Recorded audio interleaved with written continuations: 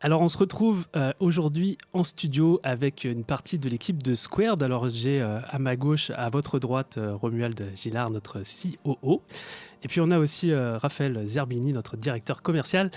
Et on est là pour enregistrer une nouvelle série d'épisodes sur le podcast Structure.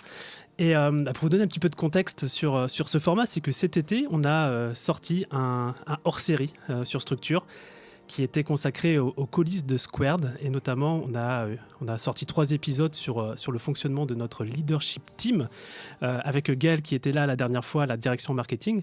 Et en fait, on a reçu de super retours sur ce format. Vous avez trouvé que c'était un format qui était plus convivial, l'impression d'être avec nous. Et puis aussi, c'est un format où on est en mode coulisses. On est sans langue de bois. Ce qui vous a permis de découvrir, et on a eu ces retours-là, des bonnes pratiques actionnables que d'habitude on partage seulement à nos membres de Mastermind. Et donc on voulait vous partager ça aujourd'hui, c'est-à-dire refaire ce type de format où vous allez pouvoir vous projeter dans une entreprise qui est structurée, qui est bien huilée, qui est aussi en croissance. Ce que c'est de voir et d'avoir une équipe qui dépote et un CEO, et j'ai beaucoup de chance, c'est important de le noter, qui est libre. Aujourd'hui, je me considère libre. C'est aussi c'est quelque chose qui est important aussi pour vous, pour les entrepreneurs visionnaires. Je suis libre et je bosse, c'est-à-dire que j'ai un super équilibre de vie, mais parce que la boîte, elle est structurée, j'investis une grande partie de mon temps de CEO dans des nouveaux projets de croissance et on va en parler. Donc voilà, le format qui vous a plu et on s'est dit, on allait renouveler l'expérience. Vous êtes senti obligé de venir ou vous aviez envie de venir ? Ça nous fait très plaisir. Bonjour à tous. Alors comment on va fonctionner sur les prochains épisodes ? Là on est dans le studio, donc j'ai sélectionné en fait 8 sujets, 8 questions qui sont concrètement des enjeux qu'on a pu discuter là, le mois dernier avec les membres de nos masterminds. Et du coup je pense que ça va fortement résonner aussi avec vos enjeux. Et donc l'idée c'est qu'avec nos différentes casquettes, on vous offre de la perspective sur ces sujets, qu'on vous partage l'approche qu'on a chez Squared sur ces sujets. Donc moi j'aurai ma casquette de CEO, Romuald il aura sa casquette de COO, d'intégrateur, et puis Raphaël il aura sa casquette de directeur marketing. Comme ça en fait sur un Commercial. sujet... commercial. Et pourtant c'est écrit sur mes petites notes, tu te rends compte ? Et voilà, avant qu'on s'attaque justement au premier sujet, moi j'aurais un petit service à vous demander. C'est que si ça vous plaît, venez partager sur Instagram, sur LinkedIn, en conversation, en commentaire, les sujets qu'on discute, est-ce que ça vient générer de la question chez vous ? Est-ce que c'est de l'insight ? Quels sont les sujets que vous avez encore envie de plus développer et de discuter avec nous ? On est fan après de pouvoir avoir vos retours et de pouvoir continuer à creuser sur ces sujets-là avec vous. Moi ce que je vous propose c'est qu'on démarre. Vous êtes prêts ? Avec plaisir. C'est parti. Starting block. Starting block. Le premier sujet que j'aimerais qu'on discute ensemble, c'est comment on peut et comment on doit aussi, en tant que CEO, sortir de l'opérationnel. Ça, c'est un sujet clé. Et pour donner un petit peu de contexte, nous, quand on a nos entrepreneurs qui arrivent dans nos masterminds ou qui ont besoin de nos services via l'agence de Fractional COO, on constate un truc, c'est qu'ils sont au four et au moulin. Ils sont un max dans l'opérationnel, c'est-à-dire les mains dedans, les mains dans le cambouis. Et s'ils lâchent ça, l'opérationnel, le business, il ne tient plus la route. Et donc, un des objectifs majeurs de la structure, quand je parle structure, c'est système, les process, les équipes. L'objectif majeur, c'est de libérer le CEO, c'est-à-dire le sortir de l'opérationnel pour que ses ressources, les ressources qui sont son temps, son focus, son énergie, soient orientées non pas sur du run de la boîte, donc sur de l'opérationnel, mais soient orientées sur du build, c'est-à-dire des activités, des projets qui vont apporter de la croissance pour la boîte. Alors, si on parle d'opérationnel, moi de ma fenêtre, ça serait mentir que je ne sois plus du tout dans l'opérationnel. Mais je suis, parce que notamment je suis encore très investi dans la livraison et l'expérience des masterminds, et puis j'aime beaucoup ça. Mais par contre, quand on regarde le nombre de projets dans les départements marketing, sales, opérations, finances, etc., qui sortent de chez Squared chaque trimestre, en fait, on est comme une petite structure et il y a un paquet de sujets sur lesquels je ne suis pas du tout impliqué de manière opérationnelle.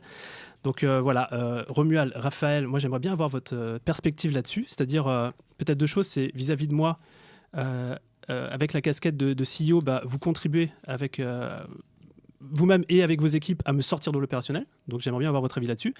Et puis aussi, si on fait une mise en abîme, c'est-à-dire vous êtes d'une certaine manière des CEO de vos propres départements où vous n'êtes pas opérationnel sur tout, eh bien, quelle est votre approche justement avec les membres de vos équipes? Excellente question. Je vais commencer, Romuald. Je pense que déjà, ça doit vraiment partir de l'entrepreneur. Il faut que ce soit une décision qui lui soit propre et qu'il n'y ait pas de fausses excuses pour repousser toujours le fait de déléguer et de se libérer finalement du temps. Pourquoi ? Parce que ça va passer par de la délégation. Je pense que ça va passer par le fait d'accepter que les choses ne soient pas faites exactement comme on les aurait faites soi-même, mais que le résultat final soit là. Et qui soit vraiment conforme à ce qui est attendu par l'entrepreneur et par le besoin de l'entreprise. Et il n'y a pas de secret, en fait, c'est que ça se prépare, en fait.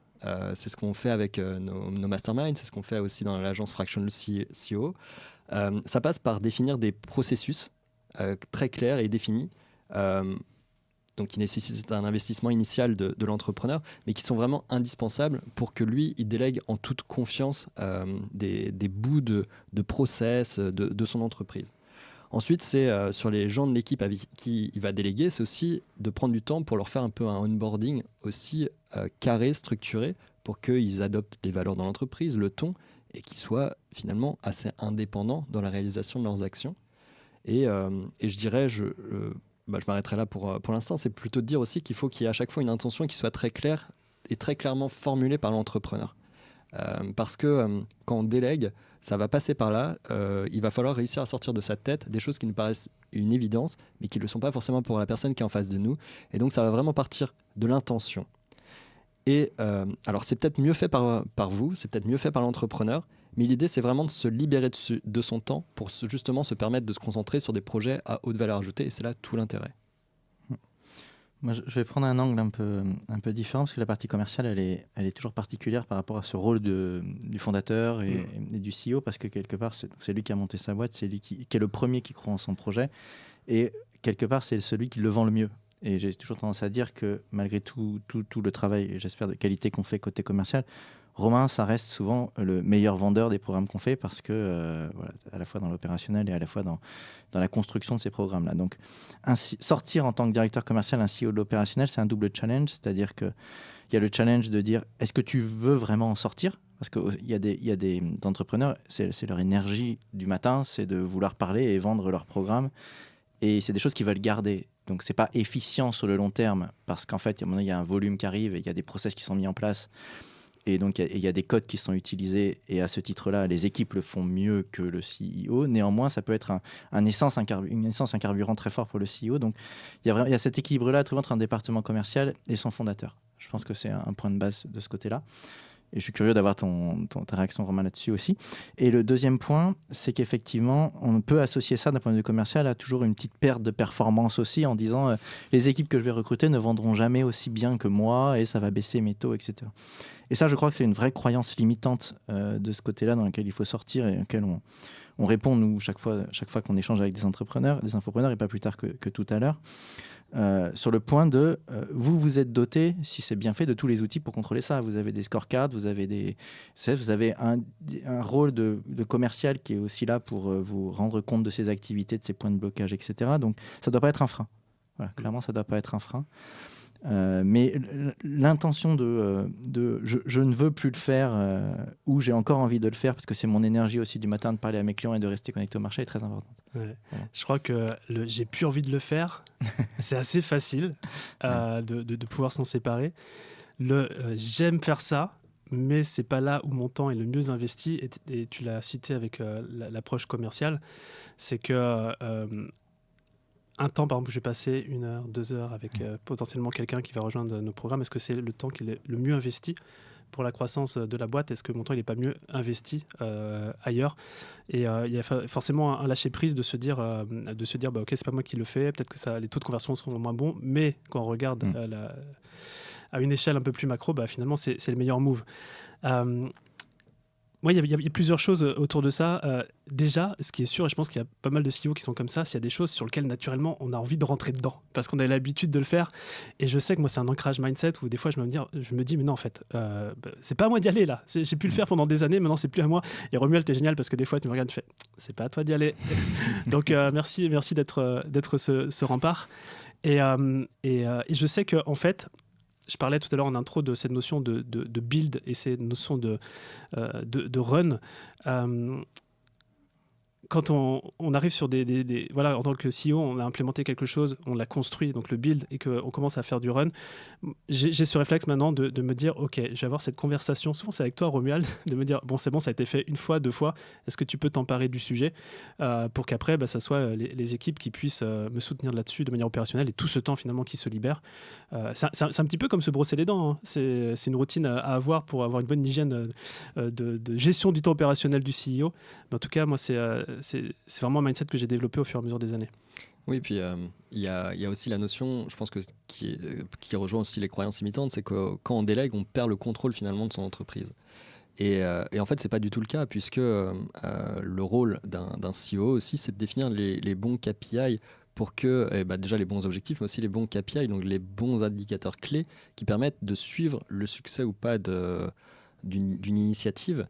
Et donc, ça permet à l'entrepreneur, même s'il n'est plus dans la réalisation au quotidien, de garder le contrôle finalement de son entreprise, de savoir ce qui s'y passe, à quel rythme et avec quel succès. Il y a autre chose que j'aimerais souligner aussi, c'est ce que j'ai observé des fois dans la délégation et qui peine des fois à sortir vraiment le CEO de l'opérationnel, c'est qu'on réfléchit en fonction des seules personnes présentes déjà dans l'équipe. Et donc, il y a un tel dans l'équipe, mais il n'aime pas faire cette partie-là, donc je vais lui déléguer que 70% du process et je vais en garder 30% pour moi finalement. Donc l'entrepreneur a l'impression de se libérer du temps, mais en fait, il aurait dû déléguer 100% du process parce que finalement, il y a une courroie de transmission en plus qui se rajoute et qui n'est pas efficace, donc on perd en efficacité. Il n'y a pas de accountability sur la globalité du process. Et en plus de ça, il reste responsable de 30% du process. Quand on pense délégation, il faut commencer, je pense, par penser rôle avant de penser personne. Et ça, je dirais que c'est un peu indispensable. Et partir du rôle pour voir qui peut réaliser et à partir de là, éventuellement faire des petits ajustements à la marge. Mais vraiment partir du rôle, quel est le besoin de l'entrepreneur et de son entreprise pour sa croissance, et ensuite y répondre. Et Romuald, là, dans ce que tu dis, il y a quelque chose de très vrai et de très important, je pense, c'est qu'effectivement, quand on recrute des personnes, on les recrute pour leurs compétences et non pas pour leur profil. Et donc on recrute quand on vient combler des choses qu'on ne sait pas faire ou qu'on sait moins bien faire. Et donc, cette croyance limitante qu'on évoquait tout à l'heure de dire que les résultats seront moins bons si je ne les fais plus est finalement assez erronée parce qu'on va se doter de compétences qu'on n'avait pas et qui vont nous libérer, nous permettre de concentrer dans cette fameuse zone de génie qu'on évoque souvent ensemble. Ouais, alors le truc qui m'a parlé, c'est aussi Romu, le 30%, parce qu'on parle du temps. 30%, peut-être le CEO se dit, il a encore 30% du projet. En vrai, ce qu'on ne tient pas compte là-dedans, c'est le focus. On parle de ressources, chez nous, de ressources en temps, en focus, en énergie. Le temps, c'est une chose, mais en fait, le focus, si on le dilapide et on l'éparpille, c'est tout le temps de focus qu'on ne peut pas investir dans des nouveaux projets de croissance, sur la vision, etc. Donc, au-delà du temps, je pense que le focus aussi, c'est hyper important quand on peut lâcher prise. Et on a une façon de fonctionner, nous, chez Squared, qui sont les niveaux de délégation. C'est un truc sur lequel on pourra faire un épisode de podcast entier, mais concrètement, chaque projet que l'on délègue à des membres de l'équipe, on mentionne quel est le niveau de délégation, et notamment il y a un niveau de délégation ultime où c'est voici le projet. Je veux plus en entendre parler parce que je sais que tu as les compétences, j'ai confiance en toi, etc. Et je sais que le résultat, c'est au top. Mais on a différents niveaux comme ça de délégation de 1 à 4. Et moi, ce que j'adore, c'est déléguer niveau 4, quoi. Et moi, j'ai été très challengé par ça. Enfin, très agréablement surpris et challengé quand je suis arrivé parce qu'on me parlait de L1, L2, L3, L4, ou de niveau de délégation. Je me suis dit, mais attends, j'ai jamais fait ça avant. De quoi on me parle? Et en fait, effectivement, c'est très bénéfique de mettre ce cadre-là dès le départ. C'est-à-dire, je te demande une tâche et je te donne dès le départ le niveau de rendu que j'attends, quoi, en termes d'information. Et ça fait gagner un temps fou. C'est vrai. Ça fait gagner un temps fou et puis ça libère aussi d'une charge mentale extraordinaire, puisque si c'est un L4 par exemple, tu sais que tu n'as même pas besoin d'entendre parler, ça va être réalisé. Et donc je trouve ça assez extraordinaire aussi comme manière de fonctionner, et ça apporte beaucoup de clarté autant aux équipes qu'à...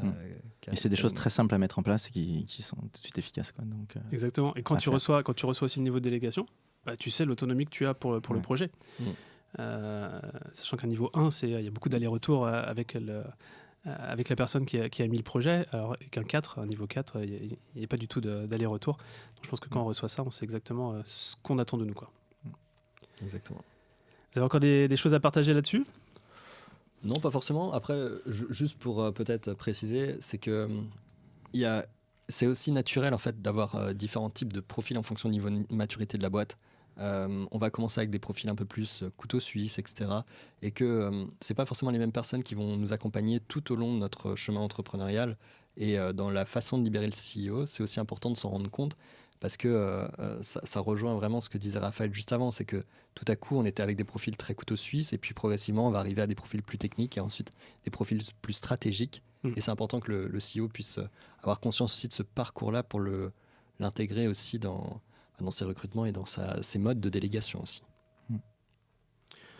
Je pense qu'on a fait un tour assez large de comment on sort un CEO de l'opérationnel, sachant que pour moi c'est une gymnastique de tous les jours, selon ma perspective, et c'est ce que je disais, c'est que déjà, il faut en prendre conscience. Déjà, si on a pris conscience que le CEO et le but de la structure des systèmes, des process et des équipes, c'est de le sortir au maximum de l'opérationnel pour qu'il puisse avoir du temps, pour avoir des idées, se balader dans la forêt, je caricature, mais travailler sur sa vision et faire du build, c'est de construire des projets qui vont ramener de la valeur pour les clients et pour la boîte.